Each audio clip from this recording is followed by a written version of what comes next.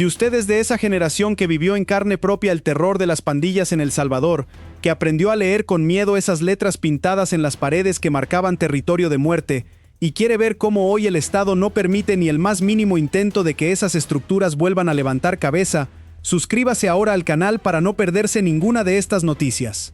Porque lo que le voy a contar hoy tiene que ver con algo que para usted no es un simple dibujo en una pared. Es un símbolo que durante décadas significó extorsión, desplazamiento y sangre. En San Juan Opico, una cámara de seguridad captó a 3 jóvenes pintando un grafiti alusivo a la MS-13. Y la respuesta de las autoridades fue inmediata, contundente y con un mensaje muy claro. No se va a tolerar ningún intento de reagrupación de la pandilla, ni uno solo. El hecho ocurrió en el distrito de San Juan Opico, en la Libertad Centro. Según informó la Policía Nacional Civil, 3 personas fueron captadas por un video de seguridad mientras realizaban un grafiti alusivo a la MS-13. Ese registro en cámara fue el punto de partida de todo, porque las autoridades, lejos de dejar pasar el hecho como algo menor, activaron de inmediato un operativo para dar con los responsables. Y lo lograron. Tras obtener información sobre lo ocurrido, los equipos policiales ubicaron e intervinieron a los 3 involucrados en el cantón Chanmico. Serán remitidos por el delito de pertenencia a organización terrorista conocida como pandilla. ¿Por qué un grafiti, algo que a simple vista parece menor, desató una respuesta tan contundente? Para responder esa pregunta hay que entender lo que esos grafitis significaron durante décadas en El Salvador. Para las nuevas generaciones, un grafiti de pandilla puede parecer un simple rayón en una pared, pero para quien vivió los años del terror, esas letras eran una sentencia. Cuando la MS-13 pintaba sus siglas en una pared, no estaba haciendo arte ni expresándose, estaba marcando territorio. Estaba diciendo, esta zona es nuestra, aquí mandamos nosotros, aquí se paga extorsión, aquí se obedece o se muere. Esos grafitis eran las fronteras invisibles del terror. Marcaban los límites que un ciudadano común no podía cruzar sin arriesgar la vida. Eran el sello con el que la pandilla reclamaba como suyo un pedazo de El Salvador. Piense en lo que significaba para una familia ver aparecer esas letras en la pared de su colonia. Significaba que la pandilla había llegado, que a partir de ese momento vivirían bajo su ley, que el negocio de la esquina empezaría a pagar renta bajo amenaza de muerte, que los jóvenes de la casa estarían en la mira para ser reclutados, que cruzar a la colonia de al lado, marcada por la pandilla rival, podía costar la vida. Esos grafitis no eran decoración, eran el anuncio de que el terror se había instalado. Y por eso, en el Salvador de hoy, no se los toma a la ligera, porque las autoridades saben exactamente lo que representan y lo que anuncian. Para las nuevas generaciones puede resultar difícil de imaginar, pero durante los años del terror esas marcas dividían literalmente el país. Había calles que un joven no podía cruzar porque estaban marcadas por la pandilla contraria. Había estudiantes que no podían llegar a su escuela porque quedaba en territorio enemigo. Había personas que perdieron la vida solo por vivir en la colonia equivocada, por tener el apellido equivocado, por cruzar la frontera invisible equivocada. Los grafitis eran el mapa de ese terror. Definían quién mandaba en cada cuadra, dónde empezaba un territorio y terminaba otro, por dónde se podía caminar y por dónde no. Toda una geografía del miedo, pintada en las paredes de El Salvador. Y esas marcas cumplían otra función igual de siniestra. Eran propaganda. Cada grafiti reafirmaba el poder de la pandilla. Le recordaba a la comunidad quién estaba al mando. Sembraba el miedo necesario para que nadie se atreviera a desafiar a la estructura. Eran una forma de dominación psicológica. La gente veía esas letras todos los días, al salir de su casa, al ir al trabajo, al llevar a los niños a la escuela, y ese recordatorio constante del poder pandilleril iba minando cualquier voluntad de resistencia. Por eso borrarlos, como se hizo en este caso, es mucho más que limpiar una pared. Es arrancarle a la pandilla una de sus herramientas de terror. ¿Qué tiene de especial que esto haya ocurrido precisamente en San Juan Opico? Aquí el caso adquiere una dimensión histórica que muchos salvadoreños mayores no olvidan. Porque San Juan Opico no es un lugar cualquiera en el mapa del horror pandilleril. Fue el escenario de uno de los crímenes más atroces de toda la era de las pandillas. El 3 de marzo de 2016, en el caserío Las Flores, en la zona rural de San Juan Opico, 11 trabajadores fueron masacrados. 8 de ellos eran empleados de una empresa de distribución de energía eléctrica que estaban instalando postes para el cableado. Los otros 3 eran jornaleros que trabajaban en la cosecha de caña, hombres humildes, trabajadores que solo estaban ganándose la vida, y fueron asesinados por pandilleros. Si le interesa entender por qué el Estado salvadoreño hoy no deja pasar ni el más pequeño intento de que las pandillas resurjan, y quiere seguir de cerca cómo se protege lo que tanto costó recuperar, Este es el momento de suscribirse al canal y activar la campana, para no perderse ninguna de estas historias. Esa masacre estremeció a todo el país y marcó un antes y un después en la historia reciente de El Salvador. Fue uno de esos crímenes que evidenciaron hasta qué nivel de barbarie habían llegado las pandillas, capaces de masacrar a 11 trabajadores inocentes por el solo hecho de encontrarse en un territorio que la estructura reclamaba como suyo. Aquel horror aceleró la implementación de las medidas extraordinarias de seguridad en los centros penales. San Juan Opico quedó grabado en la memoria del país como sinónimo del terror pandilleril en su forma más brutal. Y por eso, ver que en esa misma zona alguien vuelve a pintar los símbolos de la MS-13 enciende todas las alarmas. Porque en un lugar que sufrió tanto, cualquier intento de que la pandilla reaparezca es una herida que se reabre. Los 11 hombres asesinados aquel día de marzo de 2016 no eran pandilleros ni tenían nada que ver con el mundo del crimen. Eran trabajadores. 8 instalaban postes de energía eléctrica, llevando luz a las comunidades. 3 cosechaban caña, ganándose el pan con el sudor de su trabajo. Fueron asesinados simplemente por estar en el lugar donde la pandilla no quería que estuvieran, por realizar una labor en una zona que la estructura consideraba suya.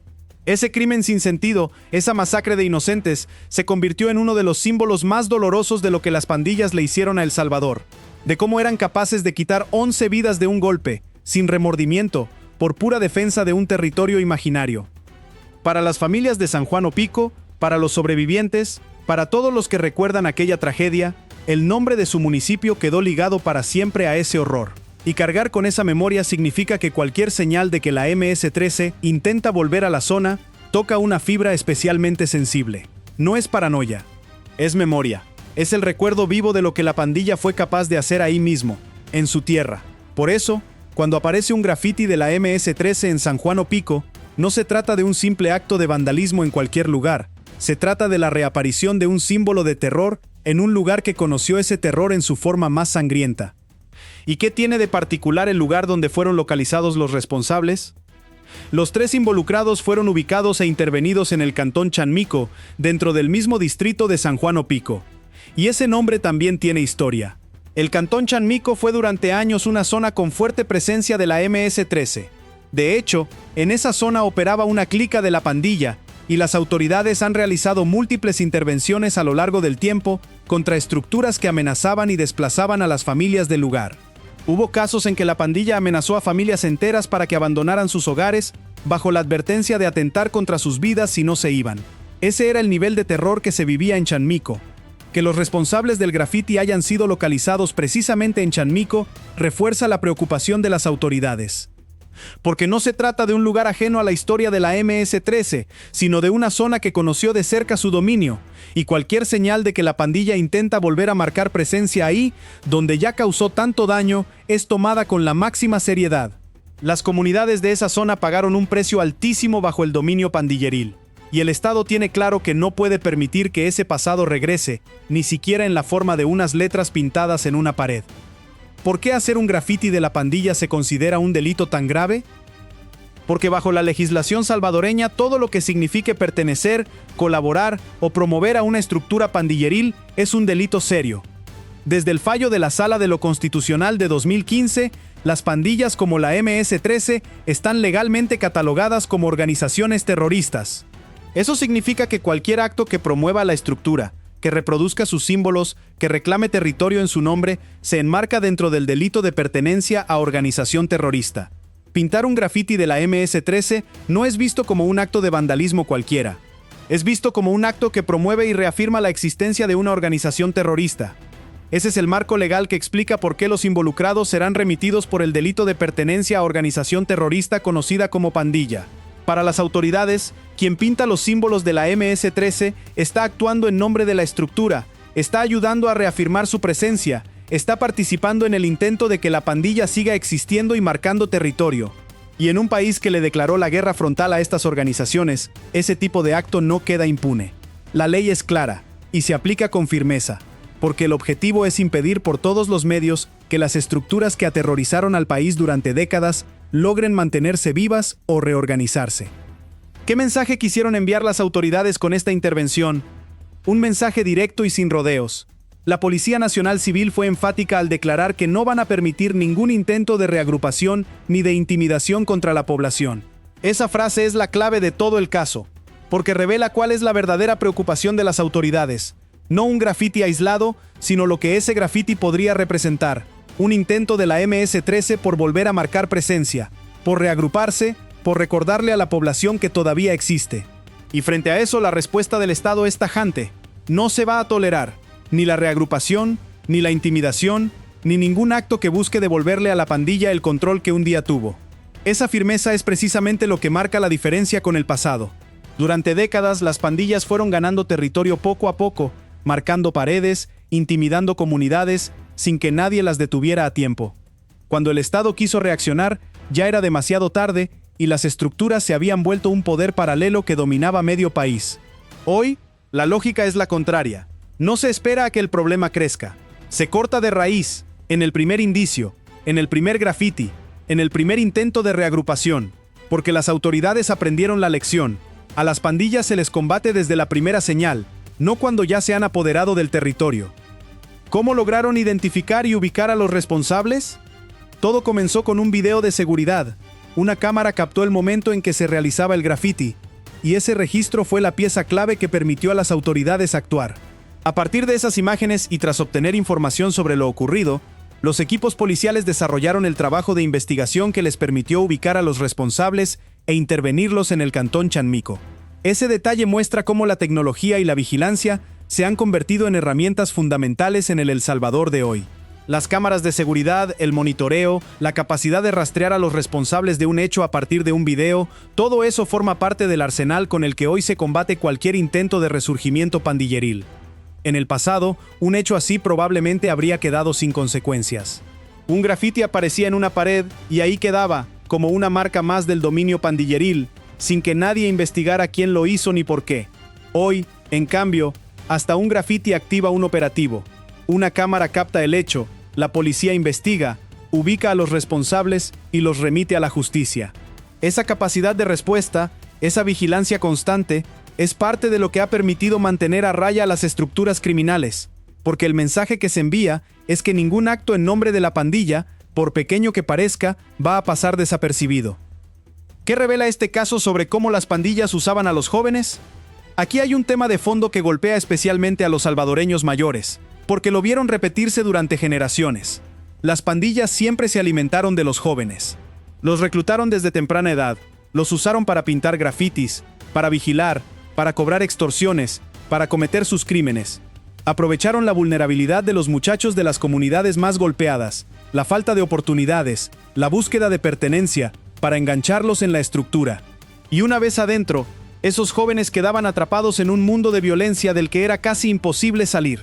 Generaciones enteras de jóvenes salvadoreños fueron consumidas por las pandillas de esta manera. Ese es uno de los daños más profundos y duraderos que el crimen organizado le hizo a El Salvador. El robo sistemático de la juventud. Miles de muchachos que pudieron haber tenido un futuro terminaron atrapados en las estructuras criminales, usados como piezas desechables.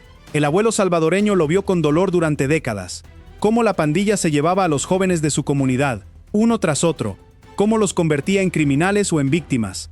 Cómo destruía a generaciones completas. Por eso, cortar el ciclo de reclutamiento, impedir que las pandillas vuelvan a enganchar a los jóvenes, es una de las batallas más importantes para que ese pasado no se repita. Cada intento de la estructura por reactivarse y volver a atraer muchachos es una señal de alarma que el Estado no puede ignorar. La estrategia de reclutamiento de las pandillas fue siempre la misma, y por eso conviene tenerla presente. Buscaban a los más vulnerables, muchachos de hogares desintegrados, jóvenes sin acceso a oportunidades, adolescentes que buscaban un sentido de pertenencia y no lo encontraban en otro lado. La pandilla les ofrecía una identidad, un grupo, una falsa sensación de poder y respeto. Los iba metiendo poco a poco, primero con tareas menores, ganándose su confianza, haciéndolos sentir parte de algo, y cuando el joven se daba cuenta de dónde estaba metido, ya era demasiado tarde para salir. Ese mecanismo perverso consumió a generaciones de salvadoreños, y romperlo es fundamental para que el país no vuelva a caer en el mismo pozo del que apenas está saliendo. Por eso el Estado hoy no ve estos casos solo como hechos delictivos aislados, sino como parte de una batalla más amplia por el futuro de la juventud. Cada vez que se corta un intento de la pandilla por marcar presencia, por reclutar, por reactivarse, se está protegiendo también a los jóvenes que podrían caer en sus redes, se está impidiendo que la estructura vuelva a hacer lo que hizo durante décadas, alimentarse de los muchachos de las comunidades para perpetuar su ciclo de violencia. Defender a la juventud de las garras de las pandillas es, quizás, una de las formas más importantes de asegurar que el terror del pasado no regrese. ¿Por qué es tan importante actuar rápido ante estos intentos de reagrupación? Porque la experiencia enseñó, de la forma más dolorosa, lo que pasa cuando no se actúa a tiempo. El Salvador ya vivió lo que ocurre cuando se permite que las pandillas crezcan sin freno. Comenzaron siendo grupos pequeños, marcando paredes, controlando esquinas, y terminaron convertidas en estructuras criminales que dominaron el país entero, que impusieron toques de queda, que cobraban extorsión a medio El Salvador, que asesinaban a un ritmo que hizo del país el más violento del mundo. Todo eso empezó, en su momento, con señales pequeñas que no se atendieron a tiempo, con grafitis en las paredes, con jóvenes reclutados, con territorios marcados que nadie recuperó. Por eso hoy la estrategia es no dejar pasar ninguna señal, cada grafiti que se borra, cada intento de reagrupación que se corta, cada joven que se aparta del camino de la pandilla, es un paso para asegurar que el terror no regrese. Las autoridades han sido claras, los grafitis realizados ya fueron eliminados. Esa acción, borrar de inmediato las marcas de la pandilla, es simbólica y práctica a la vez. Simbólica porque le niega a la estructura el reconocimiento territorial que buscaba. Y práctica porque impide que esas marcas se conviertan en un punto de referencia, en una señal de que la pandilla está intentando volver. En El Salvador de hoy, las paredes ya no le pertenecen a la MS-13. ¿Qué representa este caso para las comunidades que sufrieron a la pandilla? Representa la tranquilidad de saber que el Estado está vigilante, que no va a permitir que el terror regrese. Para las familias de San Juan Opico, de Chanmico, de todas las zonas que vivieron bajo el dominio de la MS-13, ver que hasta un grafiti activa una respuesta inmediata de las autoridades es una garantía de protección. Es la certeza de que ya no están solas frente a la pandilla, de que el Estado responde, de que cualquier intento de la estructura por volver a marcar presencia será cortado de raíz. Esas comunidades pagaron un precio altísimo bajo el terror pandilleril, y merecen la seguridad de que ese pasado no va a repetirse. Para el salvadoreño mayor que vivió las décadas del terror, que vio a San Juan Opico convertirse en sinónimo de masacre, que aprendió a temerle a las letras pintadas en las paredes, ver que hoy el Estado actúa con firmeza ante el más mínimo intento de resurgimiento pandilleril tiene un valor enorme. Es la confirmación de que las cosas cambiaron de verdad, de que ya no se va a permitir que la pandilla vuelva a apoderarse de las comunidades, de que la paz que tanto costó recuperar va a ser defendida con determinación. Ese anciano que vivió con miedo durante tantos años, hoy puede ver que las paredes de su país ya no amanecen marcadas por el terror y que cuando alguien intenta volver a marcarlas, la respuesta es inmediata. ¿Qué sigue ahora en este caso? Los 3 involucrados serán remitidos a la justicia por el delito de pertenencia a organización terrorista conocida como pandilla, y su situación será resuelta conforme a la ley. Por tratarse de un asunto que involucra a personas menores de edad, su proceso será manejado por las instancias correspondientes, que determinarán las medidas que correspondan según la legislación aplicable. Las autoridades han cumplido su parte, identificaron el hecho a partir del video de seguridad, investigaron, ubicaron a los responsables, los remitieron a la justicia y eliminaron los grafitis. Lo que queda claro es el mensaje de fondo que deja este caso. Un mensaje de firmeza absoluta frente a cualquier intento de que las pandillas resurjan.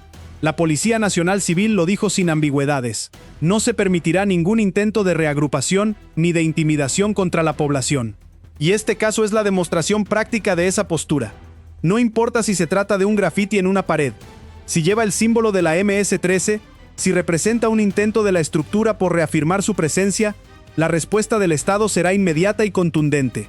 Porque la lección que dejó el pasado es que a las pandillas se les combate desde la primera señal. La intervención en San Juan Opico, tras la aparición de un grafiti alusivo a la MS-13, no es un caso de gran violencia ni de un operativo espectacular. Es algo más sutil pero igual de significativo. La demostración de que el Estado salvadoreño no va a bajar la guardia, de que no va a permitir que las estructuras que aterrorizaron al país durante décadas vuelvan a levantar cabeza, ni siquiera en la forma de unas letras pintadas en una pared. Y precisamente por eso, este caso importa. Porque habla de vigilancia, de firmeza, de la determinación de defender lo que tanto costó recuperar. En una zona marcada por la tragedia, donde una vez fueron masacrados 11 trabajadores inocentes, ver que hoy cualquier intento de que la pandilla reaparezca es cortado de inmediato, es ver la diferencia entre el Salvador del terror y el Salvador de hoy. Los grafitis ya fueron borrados, las paredes quedaron limpias, y el mensaje quedó grabado con más fuerza que cualquier pintura. En este país, la MS-13 ya no marca territorio. Para los salvadoreños que durante décadas vivieron bajo el terror de esas letras, ver que hoy se borran de inmediato y que se actúa con firmeza ante cualquier intento de reagrupación es la confirmación de que la paz que tanto costó recuperar tiene quien la defienda, y que ese pasado de miedo, esta vez, no va a regresar.